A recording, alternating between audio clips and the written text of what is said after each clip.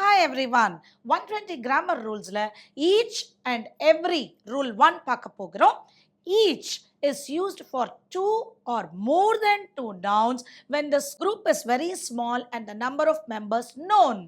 அதாவது ஒரு இரண்டும் அல்லது மேற்பட்ட நபர்கள் இருக்கக்கூடிய ஒரு சின்ன குரூப்பு, அந்த குரூப்போடைய சைஸ் நமக்கு தெரிஞ்ச இடத்துல நம்ம each பயன்படுத்துகிறோம். See for example, each of the students in the class is very creative. So ஒரு கிளாஸ்ல என்ன ஸ்ட்ரெங்த் நமக்கு தெரியும், இரண்டுக்கு மேற்பட்டு இருப்பாங்க, அந்த குரூப் சைஸ் நமக்கு தெரியும். So each student in the class is very creative. அதே இப்போ every எடுத்துக்கோங்க. Every is used for more than two nouns when the group is very big and the number of members not known. அதாவது அந்த size பெருசாக இருந்து அந்த குரூப்புடைய numbers நமக்கு தெரியாத இடத்துல நம்ம every யூஸ் பண்றோம்.